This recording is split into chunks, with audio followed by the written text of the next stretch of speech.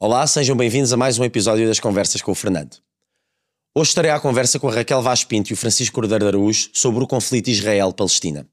Após os acontecimentos de 7 de outubro de 2023, dediquei algum tempo a tentar compreender melhor este conflito, especialmente no que diz respeito ao seu contexto histórico.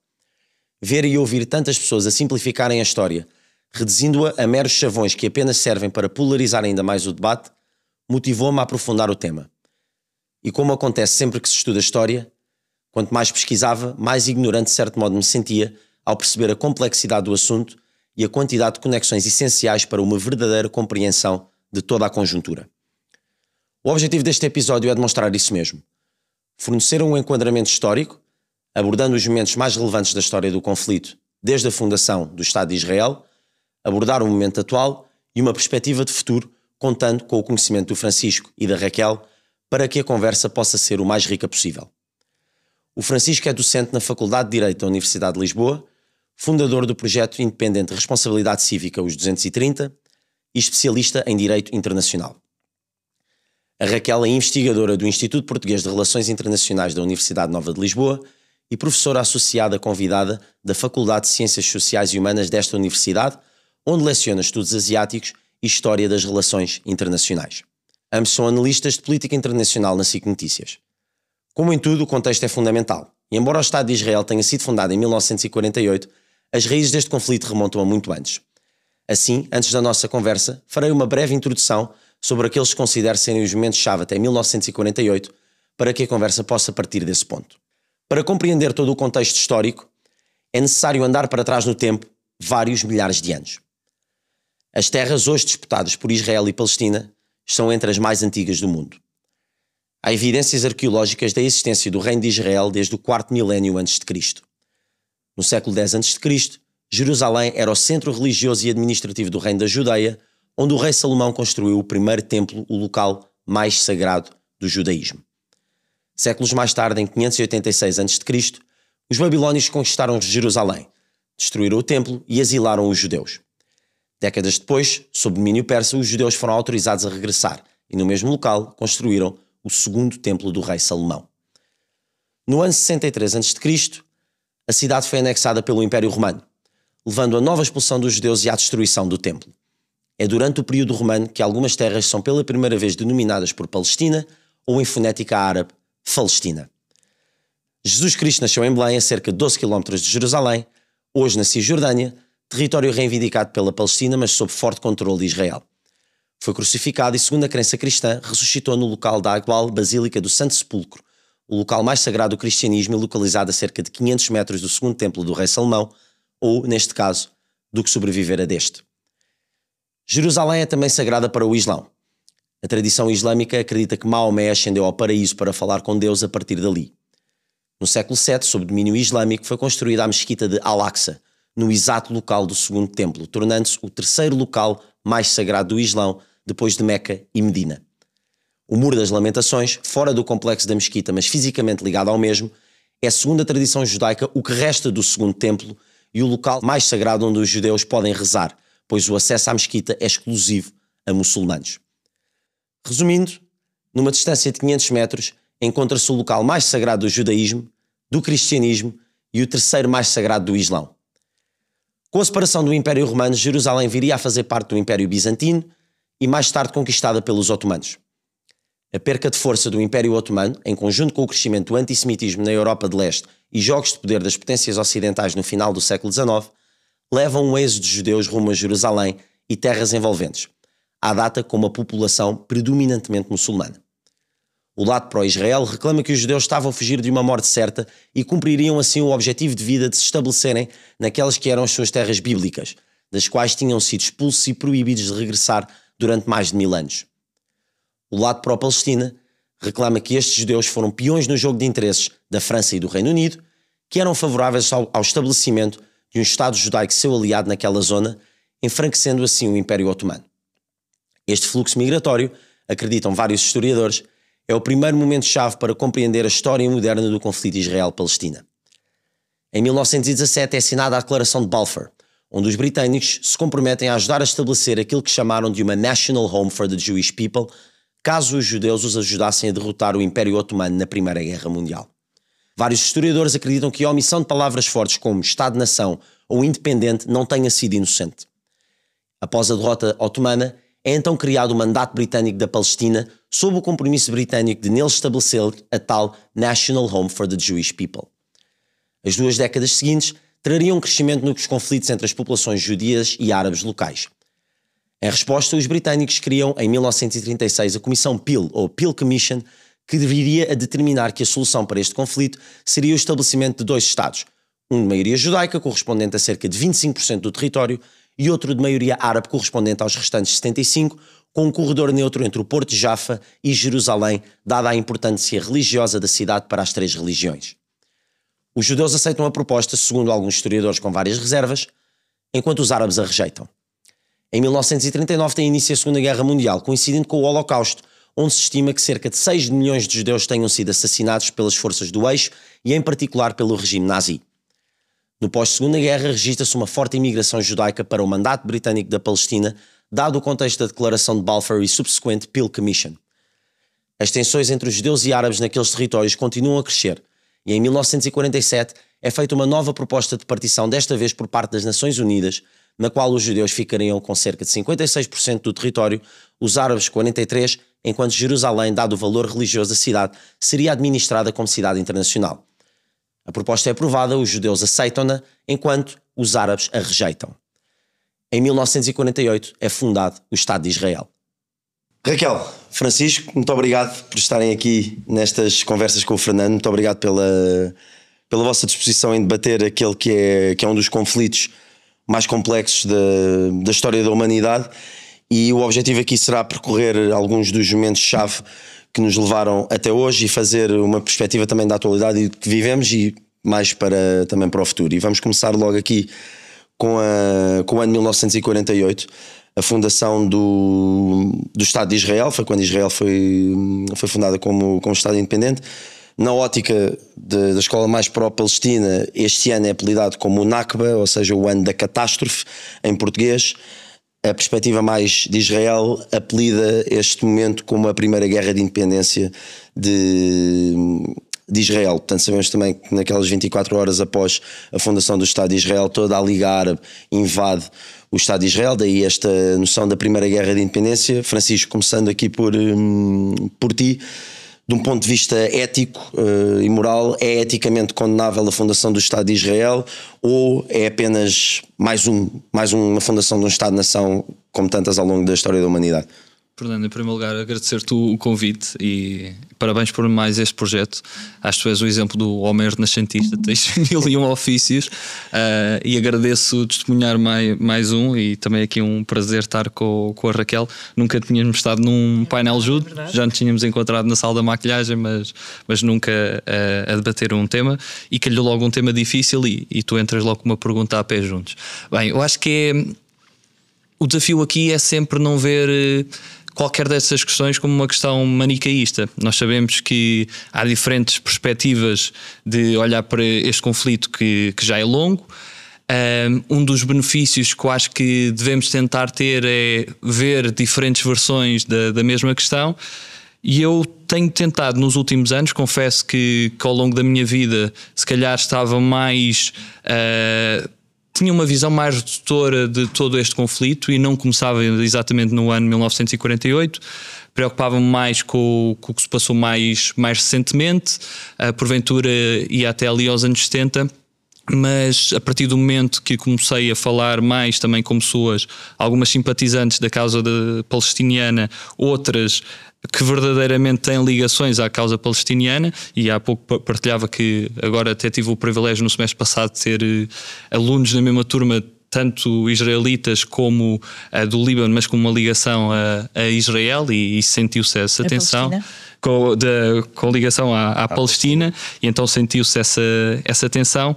Mas também nos últimos anos tenho tido o privilégio de conhecer pessoas de Israel e pessoas da Palestina, e as versões são completamente diferentes. Eu tento sempre fazer de advogado do diabo por curiosidade de perceber verdadeiramente o pensamento, mas eu acho que há aqui desde logo uma grande diferença. Tu, como disseste e bem, para uns é o desastre, para outros é a independência.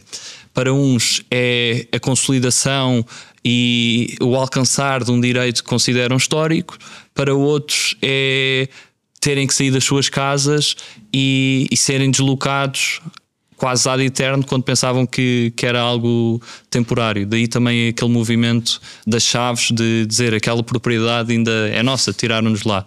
Ou seja, eu acho que é uma questão sensível. Eu, como crente das instituições internacionais, tenho uma tendência de acreditar nas soluções que são propostas, apesar de as escrutinar, mas acreditar nas soluções que são propostas, sobretudo quando não são só unilaterais, e aquilo que as Nações Unidas tentaram fazer era um plano de repartição, não é a criação do Estado de Israel e tudo à volta deixa de existir. Da Peel Commission. Sim, ou seja, quase 10 anos antes. Mas ao mesmo tempo eu percebo a argumentação do lado palestiniano de dizer que essa repartição, por um lado, é injusta, nomeadamente no rácio território-população. Compreendo todas essas questões. Agora, acho que, e é isso que discuto muito, sobretudo, lembro-me de uma conversa que tive há uns meses com uma amiga palestiniana que vive cá em Lisboa, que é, ok, mas temos de ser pragmáticos na forma como viramos, não digo ao ponto da realpolitik, se calhar de ignorar alguns outros valores, mas ao ponto de percebermos que temos que virar a página e temos que encontrar uma solução.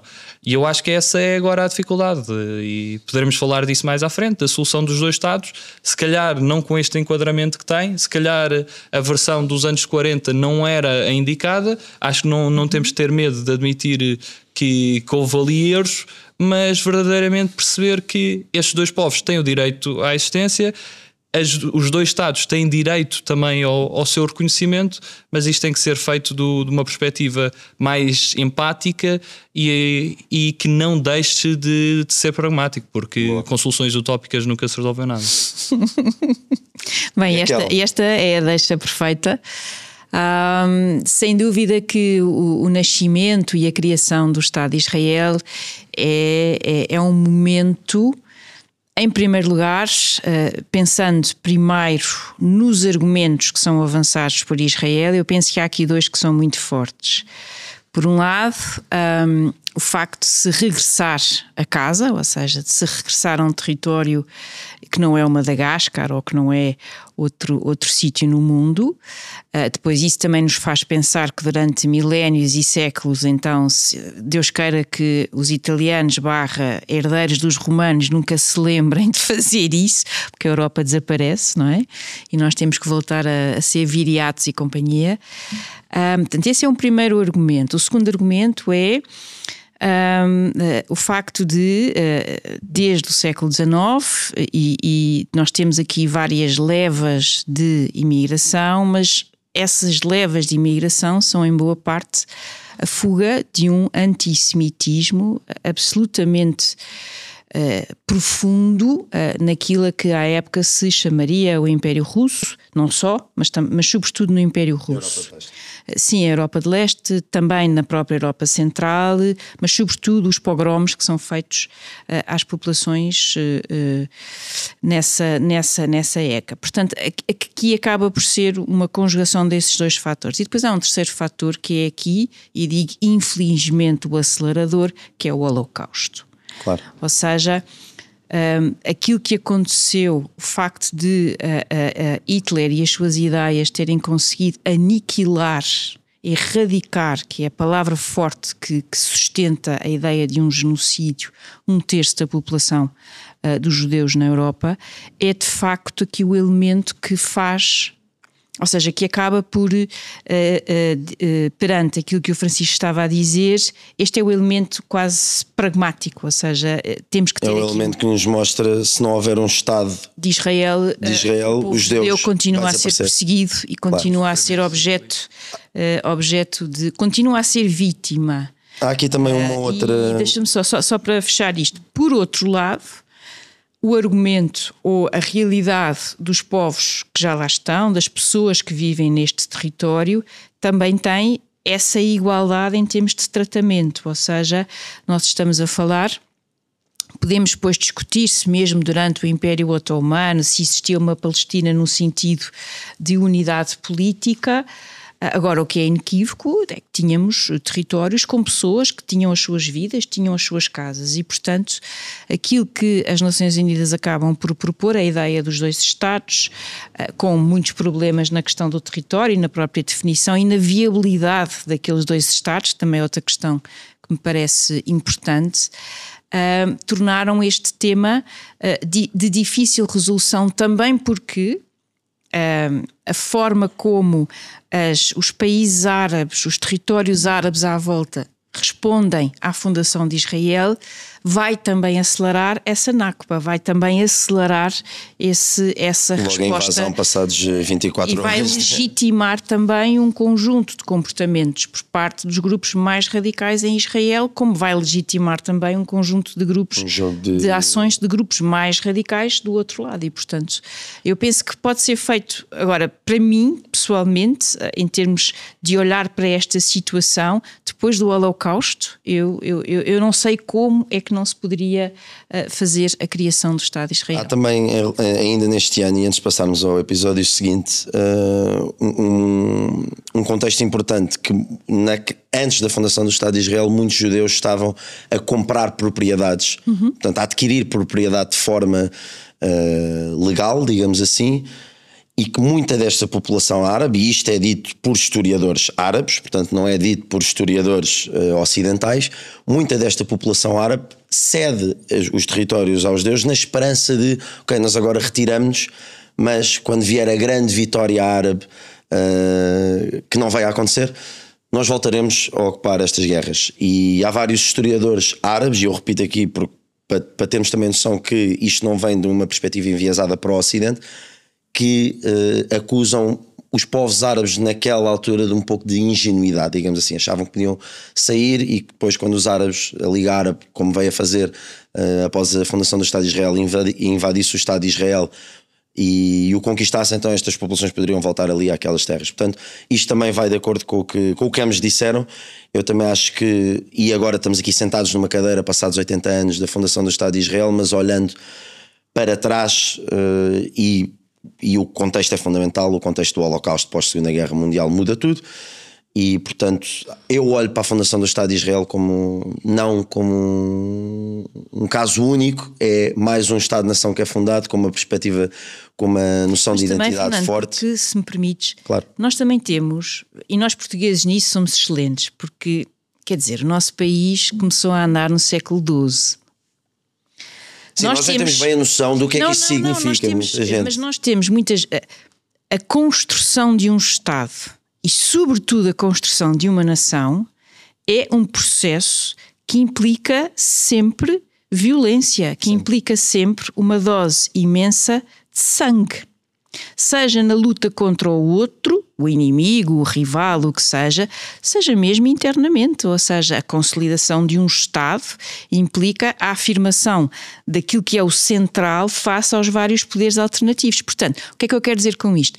Nós também temos muitas vezes uma ideia que também é muito século XIX, romântica da nação e da criação e da construção de uma nação. Isto não está de todo aqui e quero ficar bem claro que eu estou aqui a menorizar ou estou a glorificar a violência. Não, só estou a dizer é que muitas vezes falta-nos essa fotografia mais realista daquilo que é a construção de uma nação. E é totalmente diferente construir uma nação no século XII e construir uma nação nos tempos mais recentes, porque nós vemos o que é que acontece. Conseguimos aceder, conseguimos perceber e conseguimos entender o que é que vai fazer, o que é que é feito e toda esta violência que vem associada a todos estes processos. É um momento para mim que é... Isso é só sublinhar que aqui temos uma questão de uma nação que durante muitos séculos viveu numa permanente diáspora. Ou seja, e isso aí ainda complica mais todo esse processo, porque os movimentos independentistas estamos habituados, quando estão, nem sempre estão, mas quando estão associados à ideia de Estado-nação, que, como vemos em muitos casos no mundo, não é uma realidade, Funciona, por exemplo. exatamente.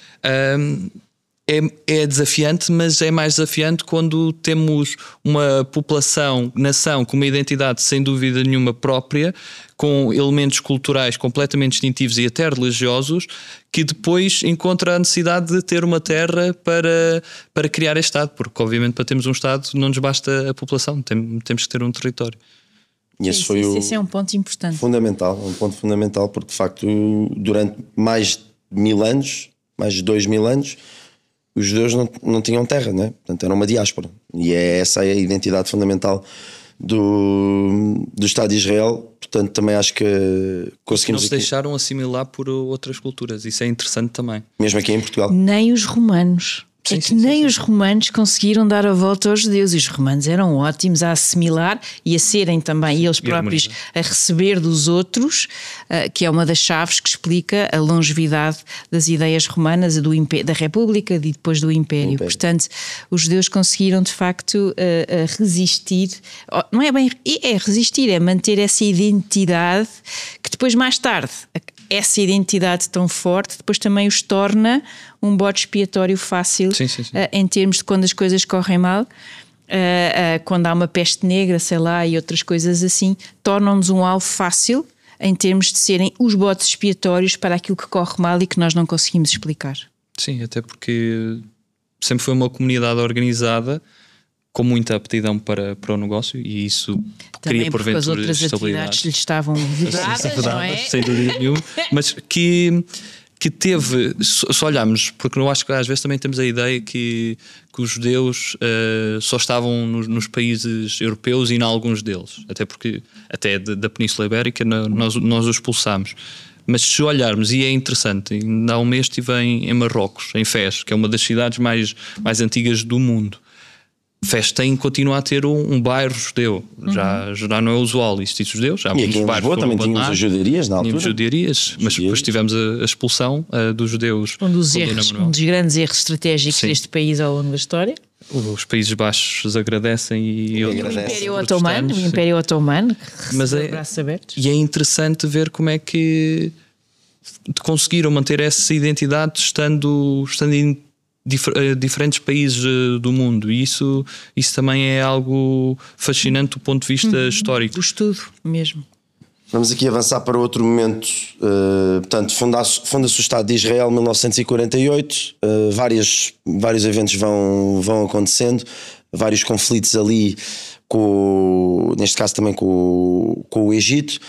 Nesta fase da fundação do Estado de Israel, nesta guerra árabe, o exército da Jordânia fica um bocadinho mais retraído sob a promessa do compromisso por parte de Israel da Jordânia poder anexar, que viria a fazer o West Bank, hoje em dia vulgo-se Cisjordânia em português, a faixa de Gaza ocupada pelo Egito até este momento histórico que vamos falar agora, Guerra dos 6 Dias de 1967, momento absolutamente fundamental na história do conflito. Israel alega um ataque preventivo primeiramente contra o Egito, alega que o casus belli terá sido o encerramento a navios israelitas na passagem no Estreito do Tirão. Conseguimos ver ali no mapa aqui a sul da península do Sinai. Portanto, os navios israelitas não podiam passar na altura e Israel alega este ter sido o casus belli. Israel entra pela península do Sinai, conquista toda a península do Sinai contra o Egito, e na sequência, em matéria de 6 dias, conquista também a Cisjordânia, a Jordânia e os Montes Golã contra a Síria na altura.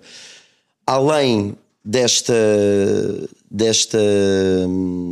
expansão territorial, e aqui também convém realçar que Israel avança para o West Bank e avança para a Síria porque, e há relatos sobre isto também, novamente de historiadores árabes, os exércitos sírios, jordânios e iraquianos da altura recebem relatos que as defesas do Egito estavam a ter sucesso contra Israel e decidem avançar, e Israel então aí diz, ok, então vocês estão a vir para cima de nós, então vamos para cima de vocês.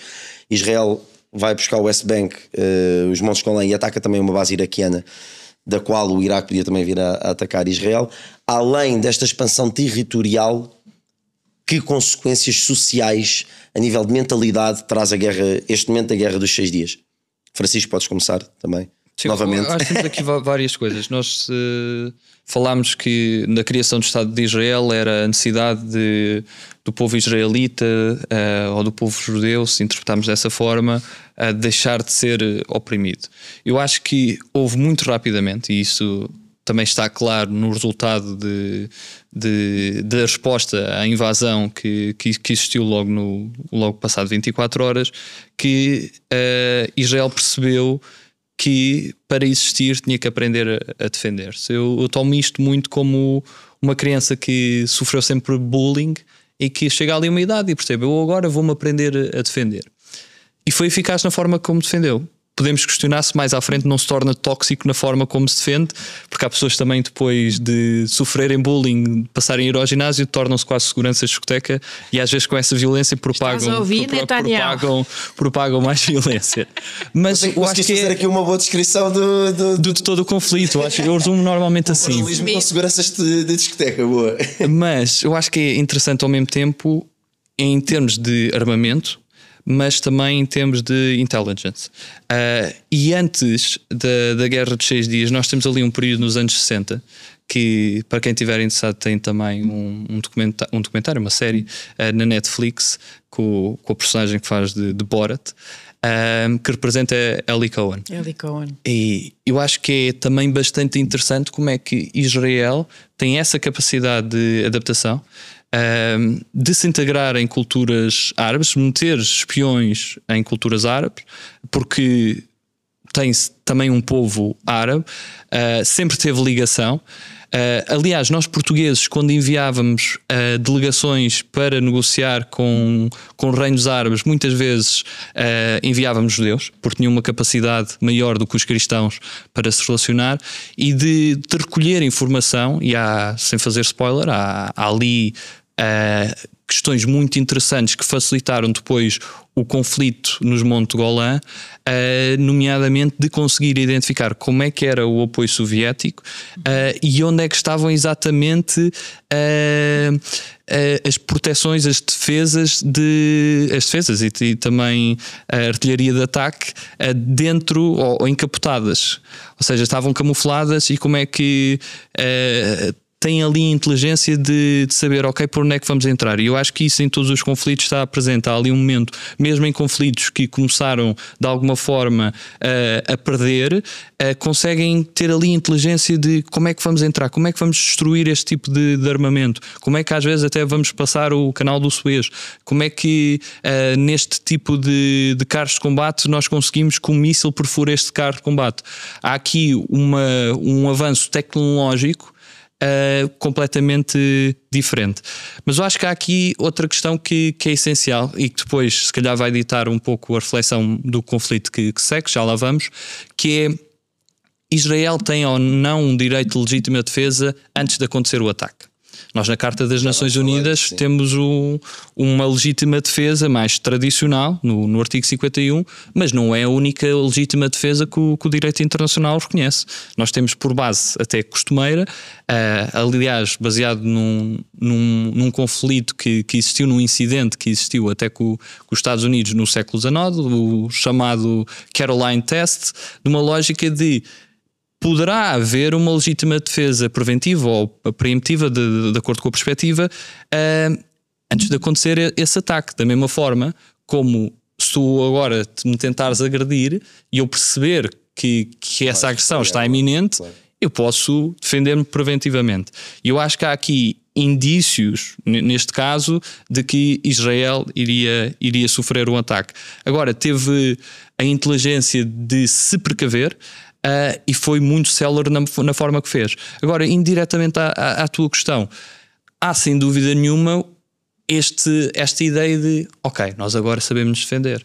Nós agora, mesmo perante várias nações a atacar, vários Estados, neste caso nós não estamos a falar de um conflito Israel-Palestina, estamos a falar de um conflito Israel-Árabe.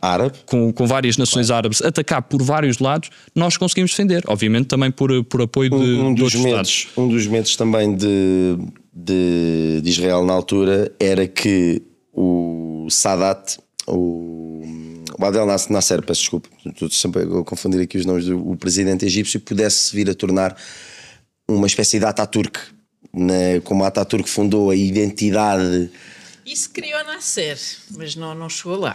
E aí também acaba por, indo de encontro com o que o Francisco estava a dizer, deste receio de Israel, e agora de repente nós somos a criança grande, lidem connosco. Raquel, Guerra dos 6 Dias, consequências além da expansão territorial, e nós temos ali o mapa. O que é que acha? Indo aqui também de encontro com o que o Francisco estava a dizer. Complementando aqui aquilo que o Francisco está a dizer, a Guerra de 67 é mesmo um marco de viragem. Primeiro, esta perspectiva de vai consolidar, porque até então nós temos esta imagem de Israel como muito forte do ponto de vista militar, e sem dúvida em 48 há uma resposta que é uma resposta positiva, no sentido de ter evitado que os países ou os territórios árabes pudessem reverter essa independência de Israel, mas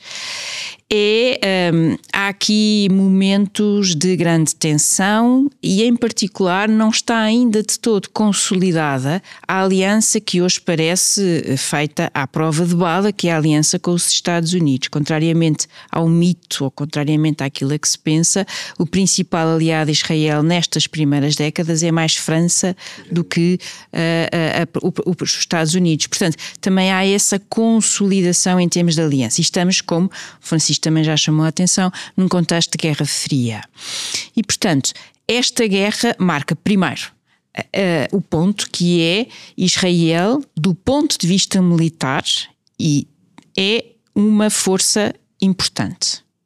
E, em segundo lugar, a questão tecnológica que o Francisco destacou. Ou seja, a capacidade de conseguir conciliar, por um lado, o avanço tecnológico, a capacidade tecnológica, com este outro elemento importante, porque também não nos podemos esquecer que hoje em dia, 2025, Israel tem cerca de 9.400.000 pessoas, pelo menos é esse o número avançado pelo World Factbook, e desses, a população, 21% são etnicamente árabes. Muçulmanos. Podem não ser, sim, a maioria sim, mas podem não ser. Com o que a Raquel cristãos, está a dizer. Portanto, sim. Podem não ser, mas etnicamente árabes. E, portanto, a capacidade de fazer aquilo que é uma das imagens de marca de Israel, que é a recolha de intelligence interna e externa.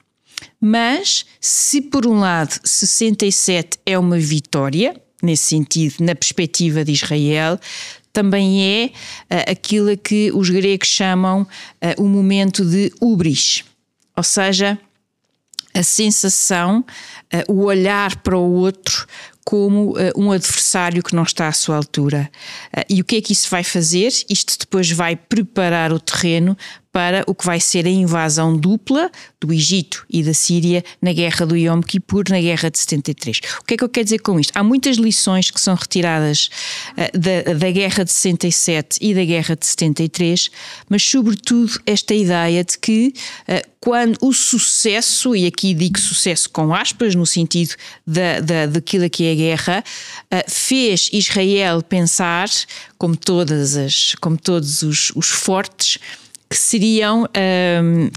teriam sempre sucesso, mas sobretudo que os seus vizinhos não era não estarem à altura, era estarem muito abaixo daquilo que poderia ser. Isso é, em qualquer pensamento estratégico, um erro crasso. Quando nós não olhamos para o inimigo, ou neste caso não olhamos para os adversários, para os rivais, como dignos de atenção. Isso depois vai preparar o terreno para a invasão de 73. E o Francisco introduziu aqui um ponto também muito, muito interessante, que é a recolha de intelligence por parte de Israel, e a Guerra de 73 é o exemplo perfeito disso. Portanto, nós temos... na altura não se sabia, podemos até depois fazer um paralelismo com aquilo que aconteceu a 7 de outubro de 2023. Na altura não era assumido que Israel sabia que ia ser, ou tinha tido a possibilidade de saber que iria ser atacada pelo Egito, mas sabemos hoje que houve um espião israelita trabalhar supostamente, ou infiltrado no Egito, que avisa Israel que irá haver um ataque por parte do Egito contra Israel, isto em 1973, guerra de Yom Kippur. Dá-se a guerra, Israel tem perdas brutais e se calhar, e também indo de encontro com o que a Raquel disse agora, subestimou um bocadinho o poder, um bocadinho a favor, o poder militar dos seus vizinhos, mas fazendo um paralelismo matemático, Israel perde em 3 semanas per capita, olhando aquilo que é a sua população, o que os americanos perderam em 10 anos no Vietnã. Portanto, foi uma perda brutal de população israelita. E aqui a pergunta é: tendo Israel tido a possibilidade de fazer alguma coisa e não o fez, qual o peso, e podes começar também, Francisco, que a diplomacia tem em conflitos como este? Portanto, Israel escolheu não fazer nada, também se calhar subestimando o poder militar do seu vizinho, para depois vir a fazê-lo. E também, fazendo já aqui também o spoiler do que vem à frente, no pós-Yom Kippur é feito então o acordo de paz com o Egito. Mas qual o peso da diplomacia aqui neste momento? Acho que é a prova que as narrativas sempre contaram, e o apoio na opinião pública, mas também na comunidade internacional é essencial. Ou seja, a ideia de quem é que começou o conflito. Isto é relevante para saber de que lado é que os Estados e que as pessoas também indiretamente se colocam. E eu acho que foi um preço elevado que Israel teve que pagar por aguardar. Havia já uma discussão interna, nomeadamente havia 2 visões que eram apresentadas à Primeira-Ministra, mas a Primeira-Ministra da altura decidiu que era necessário que fosse uma reação de Israel e não algo preventivo como antes aconteceu. Mas eu acho que é destacar também que aqui o fenómeno de espionagem é um pouco diferente, porque é um contacto de uma elite egípcia, bem perto do anterior presidente, mas depois se mantém com o Sadat. Neste caso até era o genro do anterior presidente, que disponibiliza essa informação, e depois há aqui um diálogo, até um filme. A quantidade de ligações familiares que há neste conflito é uma coisa... Mas é interessante ao mesmo tempo como é que este espião, este anjo, como era apelidado por Israel nesta operação, colhe alguma tração junto dos egípcios, mas junto também dos israelitas, na forma como poderá ter evitado algo pior.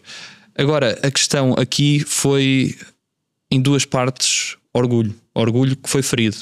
Foi ferido para o Egito, foi ferido para a Síria, e há uma necessidade de resposta a dizer: nós fomos humilhados na Guerra dos 6 Dias, perdemos parte do nosso território, mais o Egito que a Síria. Só uma nota também: o Hafez al-Assad, pai de Bashar al-Assad, era o ministro da Defesa da Síria na altura da Guerra dos 6 Dias. Portanto, também aqui o sentimento do orgulho que tu estás a mencionar, e bem. E que há necessidade, e isto vimos ao longo da história, a necessidade de aparecerem líderes, claro, na afirmação de eu vou recuperar o orgulho. Por isso é que lá está, subestimarmos e às vezes deixarmos estar muito no chão o nosso inimigo também não nos é útil, porque chega lá um indivíduo e que diz: eu sou uma figura messiânica que vou recuperar tudo. Isto até acontece na Rússia de hoje em dia, que aconteceu na Alemanha nazi, isso é evidente ao longo da história. Mas eu acho que há aqui a necessidade de Israel depois se conseguir readaptar, porque exatamente perdeu muito do seu efetivo e perdeu também a sua imagem de invencibilidade, e ao mesmo tempo é algo que ainda na comunidade de alguns países árabes ainda é visto muito como uma vitória. Aqueles primeiros dias, ou seja, não ganharam o campeonato, mas tiveram ali partidas em que demonstraram o seu poderio, que nós conseguimos rivalizar com o Estado de Israel. Mas depois eu acho que, acima de tudo, e a partir do momento que a guerra começa a decorrer num prisma favorável a Israel, e que depois começa a haver uma intervenção dos Estados Unidos também para forçar um pouco a paz, porque há ali um interesse dos Estados Unidos também de passar mais o Egito para uma esfera de influência americana para contrapor aos soviéticos. Há ali muitas figuras, falavas do pai de Bashar al-Assad também.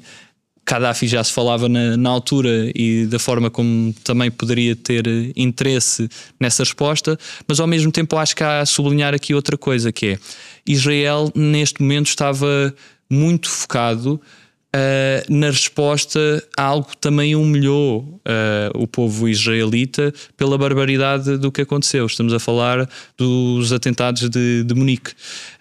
E aí também há uma resposta, neste caso uma frustração pelos pés que foram metidos ao o desleixo que existiu das autoridades alemãs que deixaram que acontecesse uma tragédia por não conseguirem estar à altura do que aconteceu. Havia ondas de ataques a cidadãos israelitas por todo o mundo que não acabam ali. Aliás, em 76 depois podemos falar também acontece em Entebbe, a operação de Entebbe, que aliás tem o Netanyahu, o irmão do Netanyahu morre na operação. Que é uma das razões que Netanyahu depois também se afirma no seu percurso político, porque dá-lhe uma credibilidade. O irmão de Netanyahu, Jonathan Netanyahu, era um verdadeiro líder, e não é um líder como Netanyahu que instiga e está protegido. Ele foi um homem que nesta operação, que dos pontos de vista militar também é extraordinário. Como é que consegue chegar com Rabin como primeiro-ministro de Israel, e como é que consegue chegar a um país diferente, Uganda de Idi Amin, o último rei da Escócia. Como é que consegues entrar? Outro grande filme, dois grandes filmes neste caso. Como é que consegue entrar e ter poucas baixas e conseguir recuperar quase todos os reféns noutro país? É interessante que a pessoa que morre é um dos líderes desta operação, na altura tenente-coronel, que é o irmão de Netanyahu e que deu o exemplo de ser o primeiro a entrar e de ser o último. Já agora fazemos aqui também uma pergunta que é importante, e porque falamos da operação Entebbe, em que temos o irmão do Benjamin Netanyahu. Só focando aqui um ponto, que é uma das razões desse, se calhar, desleixo em termos de intelligence, de perceber exatamente o que é que estava a acontecer, sem ser o que acontece por via de uma pessoa vinda do Egito, é que a própria Mossad esteve muito focada em depois vingar o que foi a morte da delegação olímpica de 1972. Sim, também há um filme sobre isso. Há um filme sobre tudo. E que teve a caça aos vários intervenientes e que os executou. Aqui em relação a Netanyahu, Raquel, em relação ao Benjamin Netanyahu, e porque falámos aqui também do seu irmão e como morreu na operação Entebbe, e antes de continuarmos o contexto histórico do conflito, Netanyahu tem sido mais problema que solução. A solução de 2 Estados será possível com Benjamin Netanyahu. Temos eleições em Israel em 2026, portanto também o que é que pode acontecer daí. Podíamos aproveitar aqui este momento para fazer este enquadramento também à persona, ao líder israelita que temos hoje em dia no poder. Há vários Netanyahus ao longo da sua vida, esse também é um ponto que me parece relevante, mas esta última fase de Netanyahu, e sobretudo a sua forma de responder ao que foi um falhanço colossal, que é o 7 de outubro, mostra como, na minha perspectiva, a atual liderança israelita faz parte do problema e não faz parte de uma eventual solução. Não só porque há aqui, enfim, há um conjunto de... Primeiro há um ponto muito importante que é a responsabilidade e a responsabilização. E nós vemos como, no seguimento de 1973 e de tudo aquilo que aconteceu, houve, na perspectiva até do próprio governo, após a vitória e a preparação, e aquilo que faz a diferença absoluta em 73 e na liderança desta mulher Golda Meir, é o ter entendido de forma muito clara que mais importante do que outra vitória esmagadora no terreno era conseguir retirar daquela tragédia algo de positivo e, sobretudo, abrir o caminho para o que depois mais tarde vai ser o Tratado de Paz com o Egito e depois mais tarde ainda com a própria Jordânia. Ou seja, ela percebeu de forma clara que para fazer Israel avançar enquanto país, enquanto a sua defesa, era fundamental Israel ter aqui, abrir a primeira brecha na vizinhança e ter esse reconhecimento diplomático. É ela que o faz na preparação do pós-guerra. E com isso teve que refriar as tropas no terreno, de chegarem ao Cairo, por exemplo, porque a vontade não faltava de certeza. E aqui sim já temos um momento importante que é essa relação com os Estados Unidos. Aqui sim, aqui já é clara, já existe e já é forte, e as próprias conversas e as negociações entre Henry Kissinger e já são claríssimas. Para quem nos esteja a ouvir, há um livro ótimo que eu recomendo vivamente, chama-se mesmo The Yom Kippur War, que trata isto tudo com todos os detalhes. Eu vou só abrir aqui a capa porque eu sou péssima para nomes, que chama-se mesmo The Yom Kippur War, e é do Abraham Rabinovich. É excelente e trata tudo isto com todos os detalhes e sobretudo esta parte da preparação política.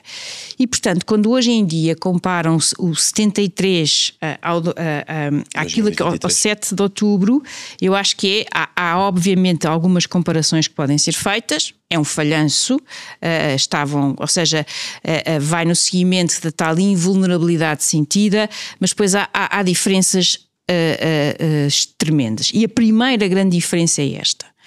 Enquanto que a liderança israelita de 73 compreendeu que as coisas não podiam continuar na mesma e tomou a responsabilidade e responsabilizou-se em primeiro lugar, Netanyahu não faz isso. E, aliás, o que está a fazer agora é tentar afastar todos os responsáveis ou todos aqueles que possam contrariar esta sua narrativa, que ele faz de forma muito clara, que é de dizer que eu não sabia, são todos responsáveis, basicamente menos eu. Portanto, esse é o primeiro ponto. Segundo ponto, a opção por parte de Netanyahu de permitir, de incentivar, de reforçar a expansão dos colonatos na Cisjordânia, que tornam absolutamente inviável qualquer ideia desta solução dos dois Estados. E em terceiro lugar, na minha perspectiva, mas lá está, nós ainda precisamos saber muito mais sobre o que está a acontecer para depois também verdadeiramente podermos fazer uma apreciação final, a forma as opções que foram sendo tomadas. É verdade que há imensa autonomia militar, é verdade que há imensa autonomia das agências de recolha de intelligence, mas Israel é uma democracia e, portanto, ou seja, o poder político é que orienta e é que conduz os restantes. E nesse sentido, é muito discutível, mas lá está, essa análise vai ter que ser feita a posteriori, é muito discutível as opções táticas tomadas de concentrar os esforços em minar a autoridade palestiniana na Cisjordânia e não prestar a devida atenção ao Hamas na faixa de Gaza. Não estou com isto a dizer que sei tudo ou que tenho esta resposta. Isto não é definitivo, mas há muito aqui que tem que ser escrutinado. E por último, queria só também chamar a atenção da própria evolução da sociedade israelita, que é esta. Este Israel que é fundado, este Israel que combate em 73, é um Israel em que a maioria dessa população são judeus que fogem ou que são de famílias de um contexto, entre aspas, mais europeu, que votam geralmente ou tradicionalmente centro-esquerda trabalhista. O que nós temos hoje em Israel é uma mudança também demográfica importante, ou seja, há na sociedade israelita hoje menos, e ainda bem porque existe Israel e portanto essa lógica mais europeia é diferente, mas houve um acréscimo de muitas comunidades que, ao serem perseguidas em países vizinhos e em países da região, e que fugiram para Israel. O que é que eu quero dizer com isto? Há em Israel de hoje um equilíbrio demográfico diferente, ou seja, de judeus que vêm desses países, ali à volta, que foram perseguidos, que tiveram que sair, que tiveram que fugir e que vamos generalizar, votam mais à direita do que votam à esquerda. E, portanto, essa força, essa coligação eleitoral também é importante para nós percebermos o próprio Netanyahu, que se tem vindo, ao longo da sua carreira política, cada vez mais a aproximar-se, menos Likud, e a aproximar-se mais de uma direita radical. Não quero com isto dizer que ele é a direita radical, embora há momentos em que eu tenho sérias dúvidas, mas essa é uma aproximação clara. E, portanto, é isso que explica porque é que no Knesset esta coligação continua no governo e ainda não caiu para todos os efeitos, ou seja, ainda não lhe foi retirado esse apoio. E nós também temos, para conseguir analisar as opções e aquilo que é o papel de Netanyahu, nós também temos que fazer essa fotografia da própria sociedade israelita que está também muito dividida. Há uma sociedade israelita que continua a ir para as ruas e que foi contra aquelas ideias iliberais e aquela tentativa de politizar o aparelho judiciário, todas aquelas reformas, que era o que estava a acontecer em Israel antes do 7 de outubro, e, portanto, há aqui também dentro de Israel uma tensão grande entre uma sociedade, se calhar mais, como se diz, a sociedade Tel Aviv, que entende um Estado como um Estado mais secular, mais laico na sua vida e na sua identidade, e depois uma outra sociedade que olha mais para quem a sua cidade é Jerusalém e que entende que essa religião deve ser mais definidora da identidade de Israel. Isso depois coloca todo um conjunto de problemas internos e externos. E antes de passarmos aqui a outro momento histórico também, e também dando aqui também a minha opinião, eu também acho que Netanyahu recentemente e daquilo que eu vou vendo tem sido mais problema do que propriamente solução. Não vai ser fácil termos uma solução de 2 Estados, que é aquela em que eu acredito, enquanto este Netanyahu estiver no poder. E a Raquel toca aqui num ponto fundamental, que é as características demográficas entre aquilo que é Israel, Tel Aviv, um Estado mais laico, mais aberto, digamos assim. Quando nós vamos aos colonatos na Cisjordânia, é aí que está a grande parte da população dos judeus mais, à falta de melhor palavra, radicais, aqueles que mais acreditam cegamente no poder da religião para o estabelecimento do seu Estado. E, portanto, isto é um desafio acrescido para uma eventual solução de 2 Estados. Como é que nós vamos dizer a estes judeus, que são os mais radicais, digamos assim, para saírem dos colonatos, daquela que ainda por cima acreditam eles serem suas terras bíblicas? É também um aspecto que é muito importante ser tido em conta. Vamos passar aqui a um momento também fundamental e que eu acho que é pouco abordado do conflito, que é a 1979, revolução no Irão. Portanto, cai o regime do Irão do Shah. O Irão do Shah era um regime mais alinhado com as potências ocidentais, e isto inclui Israel. Ascende ao poder o Ayatollah Khomeini, que instala no Irão um governo teocrático. E aqui o desafio é perceber como é que esta queda do Irão do Shah afeta o conflito àquela data, e podemos até aproveitar para fazer aqui um paralelismo, como é que a queda de Assad na Síria, e Francisco podes... Esta é para ti, Francisco. Esta é para ti, exatamente.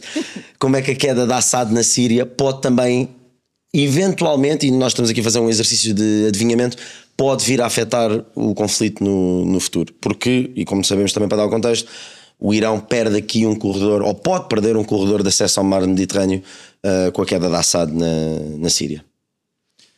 Então, em primeiro lugar, eu acho que há uma comparação interessante que via pela primeira vez a ser feita por amigas que tenho iranianas, obviamente contra o regime iraniano, vivem na Europa, e que partilhavam que o Ocidente via um pouco a queda de Bashar al-Assad como a queda do Shah.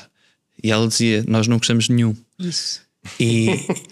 E há muito esta ideia, sobretudo até agora nas redes sociais, quando nos aparece um vídeo à frente, então as miúdas iam de biquíni à praia. As pessoas vestiam-se de uma forma mais liberal. Espetacular. As praias eram glorificação do Irão do Shah. Glorificação secreta, não é? E é interessante como é que uma propaganda dura 50 anos.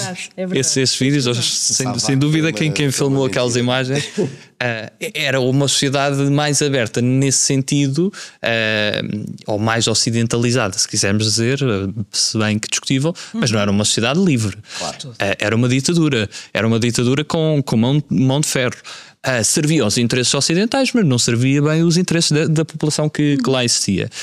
E isso também há que ser compreendido. E eu acho que aqui também, na Síria de agora, nós não sabemos o que é que aí vai. Ou seja, há muita coisa que nós vimos ali que é desprezível no regime de Bashar al-Assad. Agora não nos garante, e já temos algumas evidências, que os que vêm passem a ser bons rapazes. E isso é bastante discutível, até olhando para o historial que eles têm, mas mais uma vez é uma complexidade muito grande. A Síria, até porque junta aqui diferentes grupos. O Irão, sem dúvida que foi sempre uma civilização historicamente muito desenvolvida, muito à frente do seu tempo, mas que entra ali, força. Não, desculpa, um ponto que eu adoro sempre, que chama-se Golfo Pérsico. Não é? Pronto. Eu acho que isto fica Vamos ver se os Estados Unidos também não mudam o nome deste. Mas isso é um ponto super importante. A Arábia Saudita anda há décadas a tentar mudar o nome para Golfo Arábico. Sim. Não é? E isso ainda ninguém comprou. Sim. Vamos ver, por acaso. O Irão era, que essa tensão continua a existir. O assassino dos impérios, né? Porque os impérios cresciam muito, mas não conseguiam penetrar ali a... Sim. E o Afeganistão mais, mas até por questões do terreno em si. Claro, mas eu acho que há aqui interessante, e há aquela diferença entre sunitas e xiitas, mas o que eu acho que é interessante é o sentimento que surge dali. Ou seja, de não ser só uma revolução no Irão, mas haver a expectativa daquilo se alastrar. E eu acho que esse movimento, esse ano de 1979, que é um ano super intenso, criou ali a ideia que deveria surgir algo e talvez esse algo ser unificado. Talvez a ideia de uma nação maior, da idade de criar pelo menos, se não um Estado, mas algo mais unificado. E eu acho que é interessante ver, em primeiro lugar, quem é que é a primeira pessoa, quem é que é o primeiro líder estrangeiro a visitar o Ayatollah? Yasser Arafat. O que é que ele diz? Isto mudou. O equilíbrio de poderes mudou. Ou seja, havia aquela perspectiva que seria um Irão mais alinhado com os interesses, neste caso da OLP, e de ver nos Estados Unidos um inimigo, um diabo, mas ver também Israel, esse diabo, e esse discurso permaneceu. Esse fervor que é não só religioso, mas é ideológico, e há aqui esta narrativa, lá está, é sempre mais fácil encontrar um inimigo comum que seja mais agregador numa sociedade que em si também é muito diferente, para dizer, nós estamos a ser atacados, os Estados Unidos são um grande inimigo, nós temos de proteger, e criar esse medo. Uma estratégia que Netanyahu também utiliza de outro modo, sem dúvida nenhuma, mas é para alguém se manter no poder, muitas vezes há necessidade de encontrar o papão, e o papão do Irão tornou-se os Estados Unidos. Não que os Estados Unidos sejam bons samaritanos em tudo, mas Rússia não. De Putin na NATO. Sim, como essa ideia denominador comum. que a expansão está aí à porta. Tática 101. É uma tática de reforço e de permanência no poder. E nós até antes do episódio criticávamos que não gostamos em qualquer tipo de organização que as pessoas perpetuem no poder. É sempre mau, confundem-se com o próprio Estado. Isso. E aqui neste momento há um problema de termos uma teocracia, que poderia ter dado sinais agora com a eleição do novo presidente, maior abertura, mas lá está, eu acho que vamos ver que tipo de inteligência é que se tem. Obviamente há no seio da sociedade civil também muita contestação, não é um regime suportado por toda a população, até porque muitas pessoas sentem a barbaridade desse regime, nomeadamente com condenações à morte de forma expressiva. E eu acho que é isso também o que vai ser interessante. Agora, quanto à Síria, eu acho que Israel teve aqui a necessidade de ver, ok, a Síria está debilitada neste momento, temos uma oportunidade de, mais uma vez, ter aquela estratégia que isto muitas vezes é utilizado de forma meio sinistra, que é o aparar a relva, antes que cresça aqui um problema, vamos cortar isto. E tentaram destruir muita da capacidade militar síria.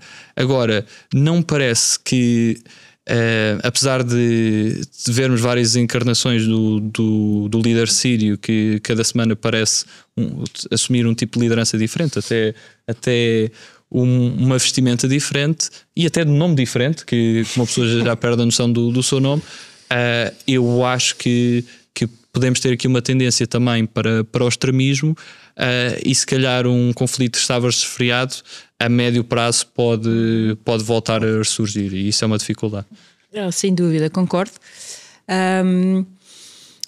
Eu penso que primeiro é muito importante ter-se esta fotografia do que é que significava o Shah e o regime do Shah. E para ajudar a esta fotografia que o Francisco avançou, eu iria para o golpe de Estado de 53, quando o líder Mossadegh tentou, coitado, nacionalizar aquilo que era seu, veja-se bem, esta loucura, os recursos energéticos, e foi objeto de um golpe de Estado que nós hoje sabemos, feito pelo Reino Unido e pelos Estados Unidos, e era um líder imensamente popular. Na altura o Shah, e não há maneira de dizer isto de forma elegante, pisgou-se, depois regressou, e a partir daí uma sociedade que até tinha uma imagem muito positiva dos Estados Unidos passou a encarar os Estados Unidos como a parte do problema e sobretudo o apoio ao Shah. O Shah depois, a ditadura torna-se cada vez mais sinistra, a SAVAK era implacável e boa parte da SAVAK foi treinada por Israel, também é um bom ponto que tem que ser realçado, e isso depois vai levar... Pois há um conjunto de disparates, há a famosa festa megalómana de Pahlavi nos anos 70 e por aí fora, mas é também para nós também pensar, quando dizemos, porque é verdade, em termos externos, de política externa, era um aliado dos Estados Unidos, era um aliado do Ocidente, mas para a sociedade iraniana era um ditador. Sim, a ideia aqui da pergunta era mesmo mais, ou de falar da Revolução Iraniana, e acho que foi respondido, é não beatificar o Irão do Shah de todo, mas é mesmo na questão dos jogos de poderes, e acho que... E é também para percebermos como é que o Ayatollah Khomeini, Khamenei, é uma complicação.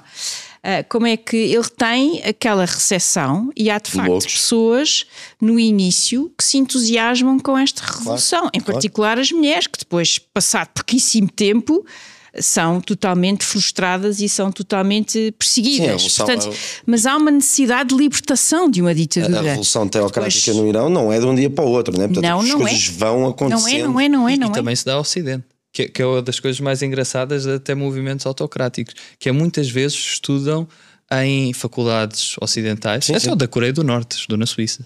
Isso também é interessante, como é que há esta ligação até de poderio económico que depois utiliza isto de outra forma. Não, sem dúvida. E aqui em relação ao Irão, para Israel, foi sem dúvida uma viragem importante, ou seja, deixou-se de contar. E mais ainda, esta ideia de uma comunidade de ser diferente, nós temos que ter em conta que há poucos países no mundo cuja população é maioritariamente xiita. Para além do Irão, há o Iraque, há o Azerbaijão e há o Bahrein. E, portanto, quando em 2003, dando aqui um grande salto na história, quando em 2003 os Estados Unidos decidem invadir o Iraque, que não foi uma intervenção, foi uma invasão do Iraque, e tudo aquilo que se seguiu, acabaram por reforçar, porque o Saddam Hussein, outro ditador, nós hoje aqui é cada um, o outro ditador horroroso, que fazia de tampão a esse Irão mais forte. O ponto é, com a queda de Saddam Hussein, com a retirada e depois a morte e a execução de Saddam Hussein, esse Iraque, cuja a maioria da população também é xiita, deixou de fazer o tampão àquilo que seria esse Irão que podia ter essas ramificações de fora. E isso ajuda a perceber a força de Irão, Iraque, e depois Hezbollah no Líbano, a Síria de Bashar al-Assad e depois mais tarde também o reforço e o apoio ao próprio Hamas. Portanto, e os Houthis no Iémen. Portanto, tudo isto, ou seja, para Israel, na perspectiva da sua política externa, 2013 é um erro colossal, é um erro colossal em toda a linha, mas aqui é sobretudo um erro colossal, e sobretudo o que nós encontramos a partir daí também vai ao encontro desta ideia de uma política externa mais agressiva, mais forte por parte de Netanyahu. Ou seja, há de facto aqui também uma resposta a esse contexto. E esse também é aqui um ponto que eu queria destacar. Agora, o que a mim me faz a maior o que a mim me deixa às vezes, como é que eu ia dizer, muito preocupada e sobretudo triste, é que no meio de tudo isto, quem tem o pior de todos os mundos é a própria população palestiniana. Porquê? Porque tem que lidar com uma autoridade palestiniana parada no tempo, corrupta, agarrada ao poder, quer dizer, Mahmoud Abbas qualquer dia faz 100 anos e ainda continuamos nisto. Tem que lidar e foi forçada a lidar com o Hamas na faixa de Gaza, e nós não nos podemos esquecer que as principais vítimas são os próprios palestinianos, as mulheres, homossexuais, toda a gente que o Hamas considera que não são seres humanos plenos.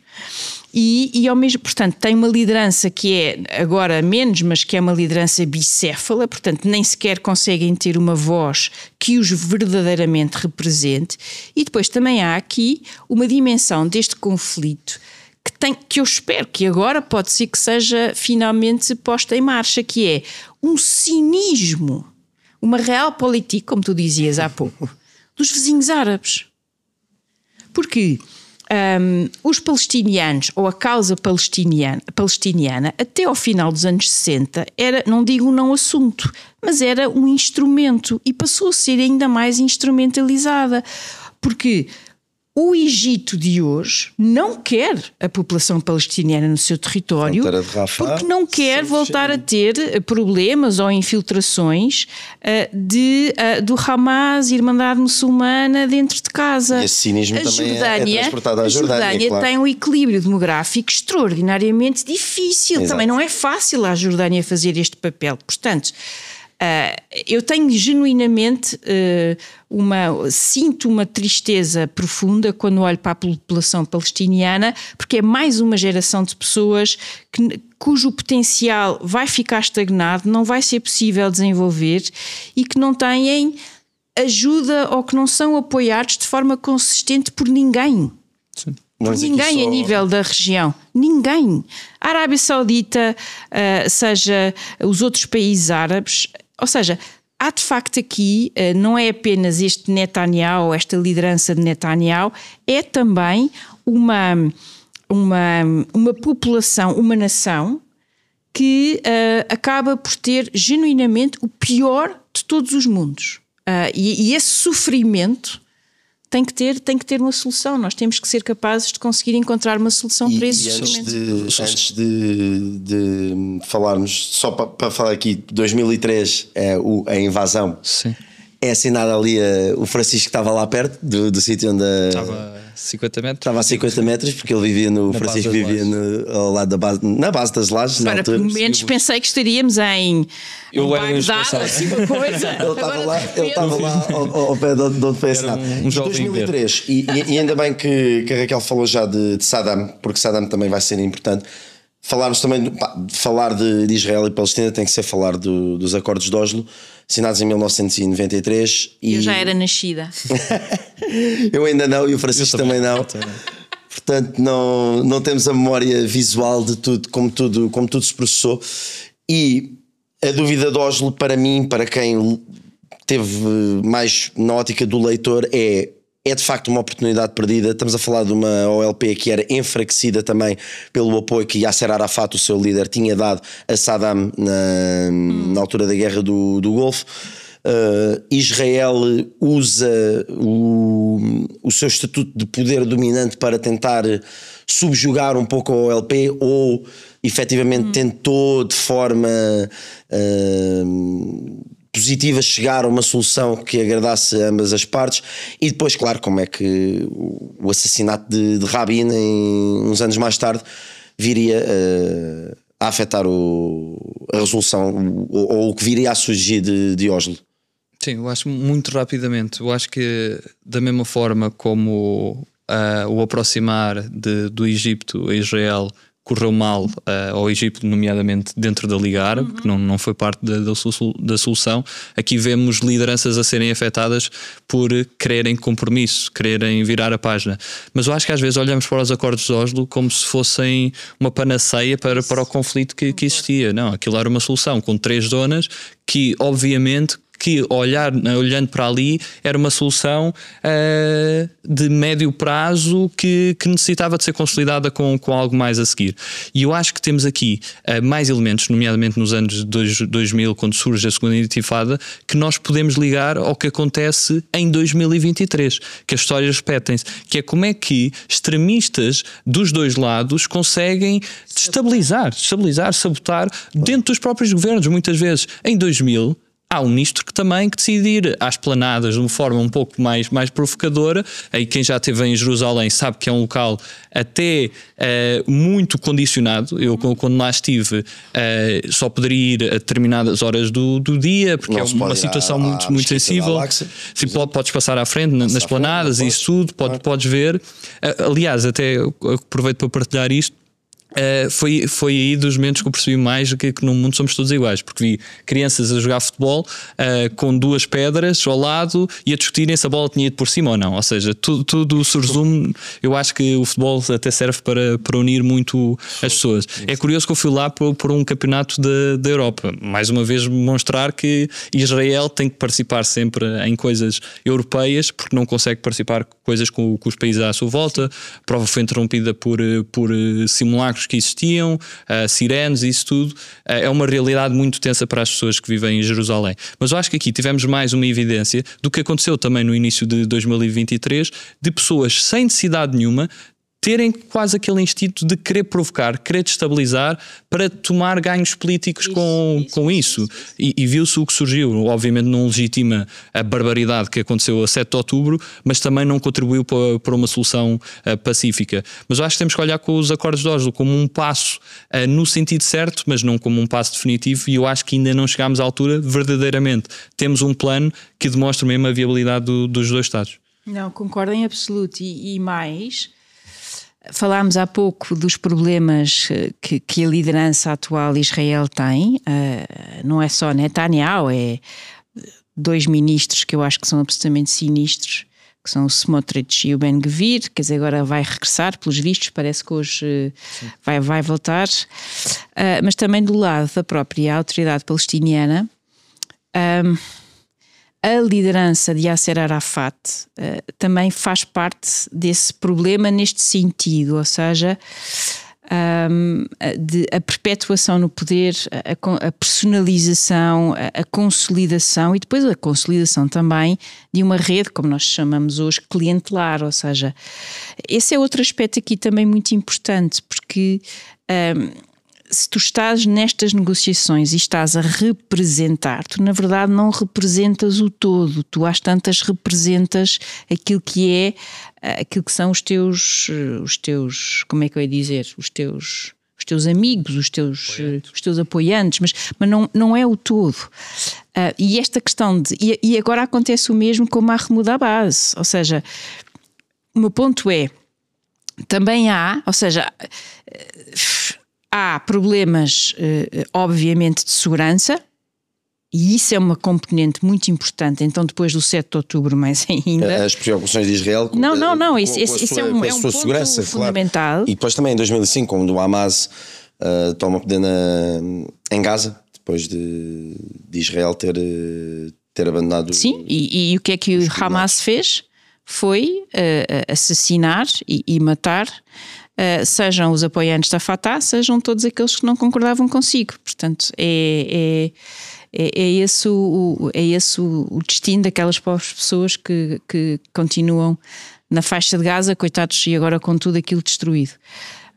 Mas o ponto aqui também é um problema de liderança, ou seja, para tu conseguires ter, até na própria mesa de negociações, essa liderança tem que ser capaz de representar. Eu não estou a dizer que Yasser Arafat não o tenha feito ao longo da sua vida, mas a fase final, como em todas os líderes que continuam no poder ad eternum, tu mesmo que tenhas as melhores das intenções, o limite de mandatos é para mim uma coisa absolutamente sagrada. É fundamental.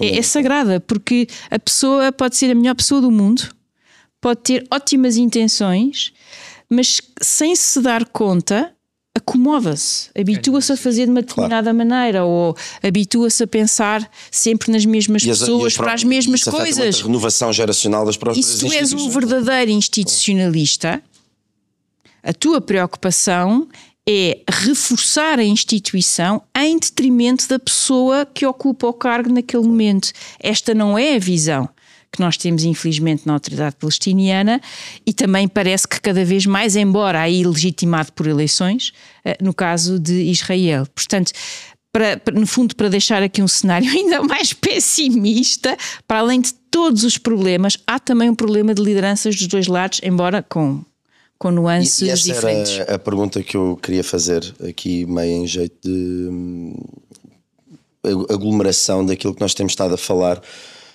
Qual o rumo que nós podemos ter para a Palestina? Porque esta é para ti, Francisco.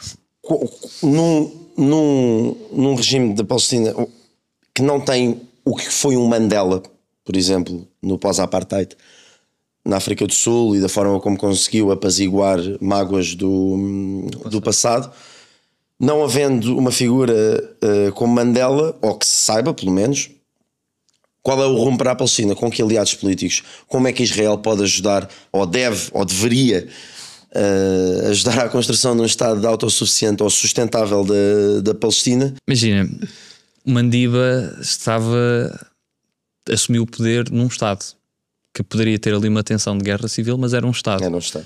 Aqui é mais difícil, se calhar tem que aparecer dois Mandibas. É difícil conciliar, aparecerem ao mesmo tempo duas pessoas que ponham de lado sentimentos de vingança, não olhem para o que deve ser a norma, uma lei de talião, mas um conjunto de regras que possam ser aplicadas de forma mais apaziguada e que sobretudo não sejam regras com duplos critérios. Falámos há bocado do Iraque. Eu acho que demonstrou, foi um momento muito baixo que nós estivemos envolvidos, ficámos na fotografia, infelizmente, em que internacional tem dias. Pois, não se pode defender só a meio da semana o direito internacional e depois noutras ocasiões não defender, sobretudo quando fomos nós, muitos, um dos impulsionadores dessas mesmas regras. Não podemos dizer que se aplicam aos outros e não se aplicam a nós. Eu acho que aí os Estados Unidos voltaram mais uma vez a perder a face, não foi a única, aí perderam muito a sua credibilidade junto de outros países. Agora, o ano passado, inclusive europeus também, que alguns souberam contrariar essa narrativa, outros tentaram ainda ser mais papistas que o Papa, por exemplo, o Reino Unido, nomeadamente utilizando os seus serviços secretos para tentar coagir pessoas, representantes legítimos dos Estados no Conselho de Segurança. Isso é inconcebível, e isto há provas, foi julgado no Reino Unido. Estes momentos baixos perdem legitimidade e quebram relações de confiança. Eu, o ano passado, estive no Azerbaijão, aí falava. Estou sempre de Erasmus. Tu viajas muito, eu também quero. É uma boa vida, infelizmente, mas também me serve para conhecer um pouco outras perspectivas. Não, isso é ótimo. Eu não vou para Rivieras, tento ir para coisas mais culturalmente interessantes. Mas neste caso foi o caso da COP, ou seja, era a cimeira do clima. Sim. Mas tive a oportunidade de falar com um diplomata do Azerbaijão. Eu estava-lhe a perguntar, mas vocês aqui como é que se posicionam? Gostam dos russos? Gostam dos americanos? Gostam do Irão? Ele disse, nós tentamos manter equidistância porque sabemos que isso é uma das formas também de sobrevivência, porque olhamos para o tamanho do nosso Estado e olhamos para os dos outros. Mas ao mesmo tempo, o que ele criticava é exatamente esta questão dos duplos critérios. Ou seja, aqueles que defendem uma ordem global parece que defendem uma ordem de moralidade, de superioridade que só se aplica aos outros. E isso não pode acontecer. E eu acho que nós temos que olhar para esta questão de uma forma que seja sensata. Mais uma vez, não seja tribalista, não seja um discurso entrincheirado, não seja um discurso manicaísta, sem dúvida, mas que olhe para isto e dizer como é que vamos criar aqui uma viabilidade de 2 Estados. Continuo a ser crente desta solução, mas eu acho que temos que ser pragmático ao mesmo tempo de ter um território contigo. Isso. Porque não tendo um território contigo é muito difícil teres uma autoridade comum. E já percebemos várias vezes que necessitamos de uma autoridade comum, porque a existência de um Estado pressupõe um poder político, e esse poder político não é cada um a defende na sua zona. Neste momento olhamos para os territórios que reclamados pela Palestina, são quase 2 Estados diferentes. Gaza é um Estado governado com uma tendência para se prolongarem essas diferenças e se adensar. E a Cisjordânia de outra. Portanto, essa continuidade do território é absolutamente fundamental e é um desafio acrescido. Para terminar, a pergunta que toda a gente quer ouvir Israel é um genocídio? É justo comparar a atuação do governo de Israel com o Holocausto? Ou isso são questões de fonética ou de gramática, digamos assim, que nos afastam da discussão real, que foi um bocadinho aquilo que nós tentámos fazer aqui na última hora? Bem, em primeiro lugar eu queria só dizer que nós vamos estar aqui a falar da escala dos horrores dos horrores. Portanto, vamos falar de genocídio, vamos falar de limpeza étnica, e a limpeza étnica é um crime contra a humanidade. Portanto,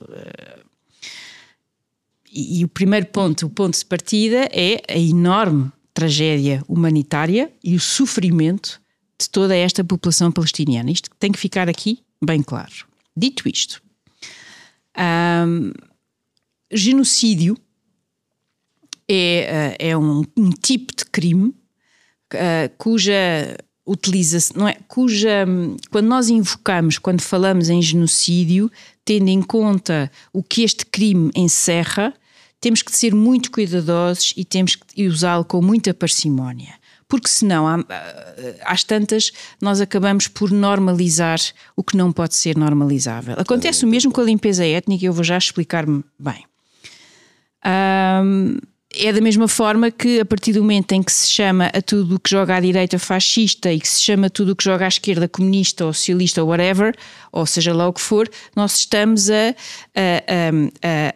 esboroar as diferenças daquilo que é verdadeiramente importante, e acabamos por normalizar coisas e assumimos, e a partir daí, isto é uma tática totalitária do melhor que há, a partir daí então não há diferenças, tudo é igual e tudo é a mesma coisa.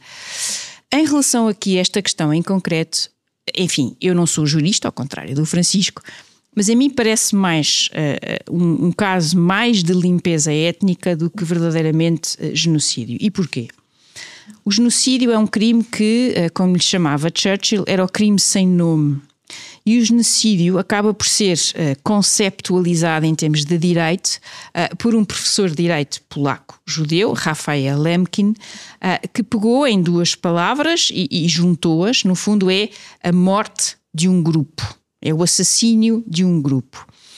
E o caso clássico é o Holocausto, mas também tivemos recentemente, nos anos 90, o genocídio dos Tutsis no Ruanda, em 94. Portanto, aqui a ideia e a intenção de o fazer é um aspecto muito importante. A ideia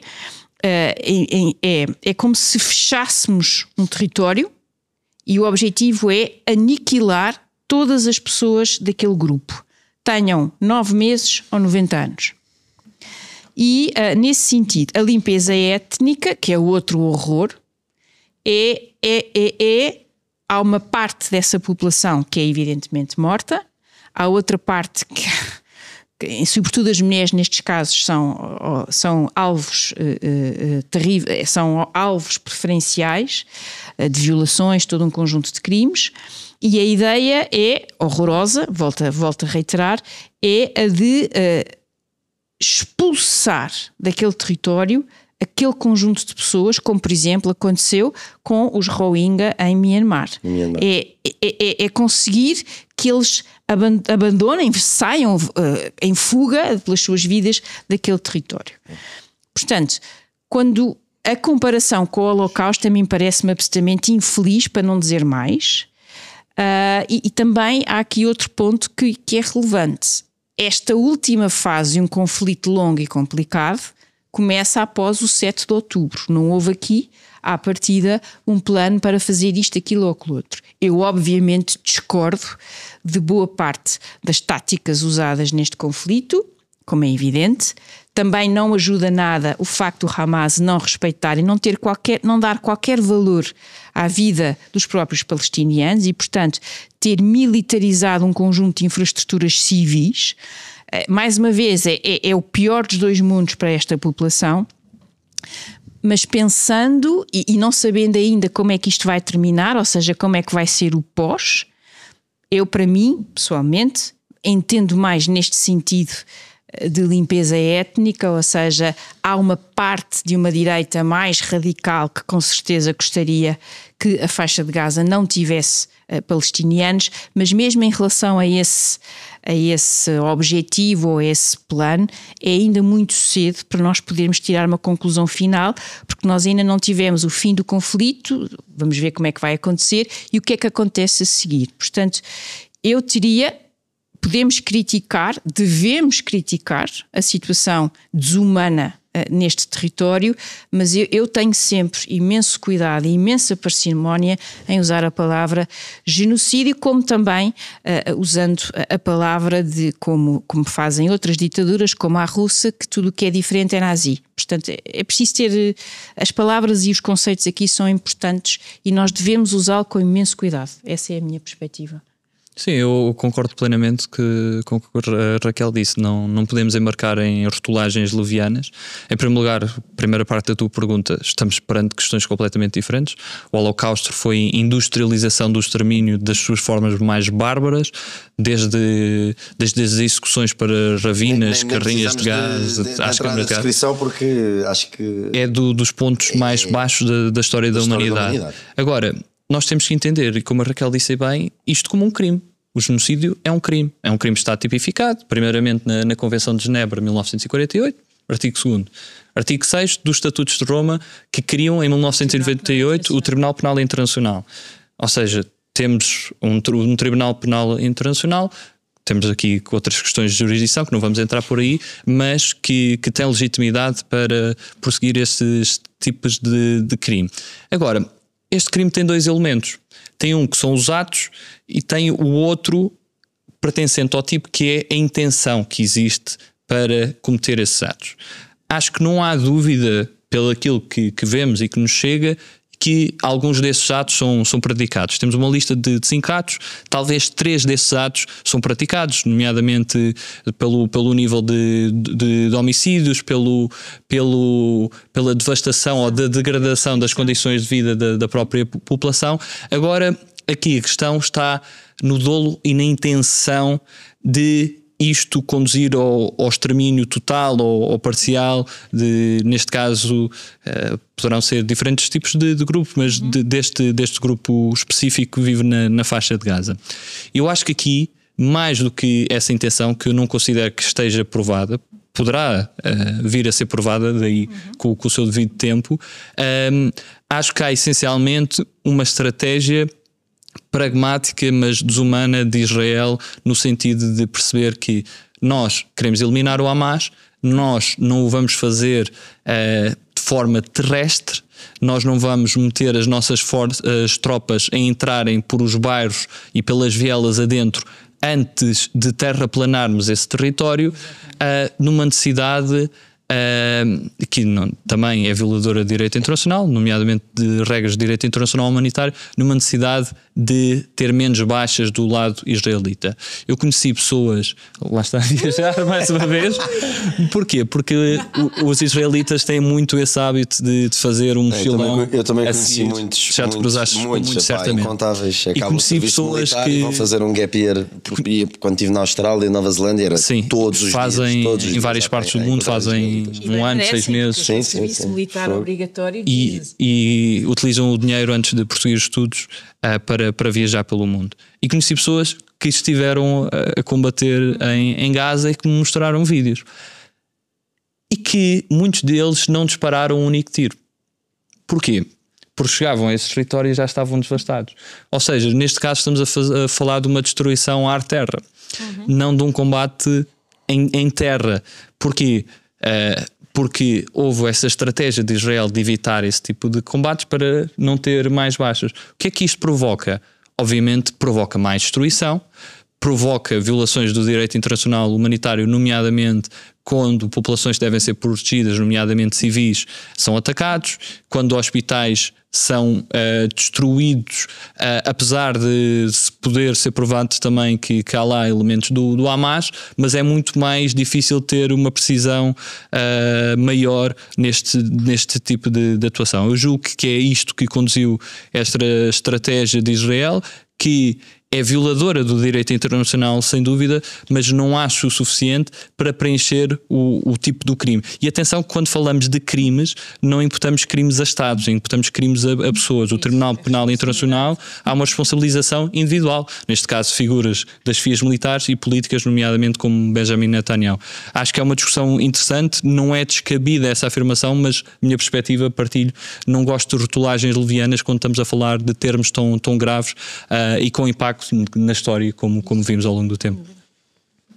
Acho que terminamos bem. Eu também acho que, dando também a minha opinião, eu não acho que não estamos perante um genocídio e acho que há que ter também, e a Raquel já falou isso, a questão a quantidade de árabes que vivem em Israel, portanto são cidadãos de pleno direito do Estado de Israel. E estamos a falar de cerca de 20% da população, portanto não estamos a falar de uma percentagem de uma super minoria, e acho que é preciso dar o peso certo às palavras, saber quando estamos a dizer alguma coisa, o que é que essa coisa significa. E não quer dizer que seja menos condenável. Exatamente, isso é um ponto muito importante. Isso é um ponto extremamente importante. Não quer dizer que seja menos condenável. É exatamente por aí, e acho que a nossa missão também e o objetivo aqui desta nossa conversa é ajudar a desmistificar alguns conceitos e perceber efetivamente o que é que se passou e o que é que se está a passar. O futuro pertence àquilo que num futuro ainda mais longínquo será a história, e nós cá estaremos, esperemos nós, para analisar. Francisco, Raquel, muito, muito obrigado. Nós ficamos por aqui, e se gostaram, partilhem, façam chegar a mais pessoas para que este conflito possa ser abordado cada vez com mais conhecimento e profundidade. Muito obrigado. Obrigado. Obrigada.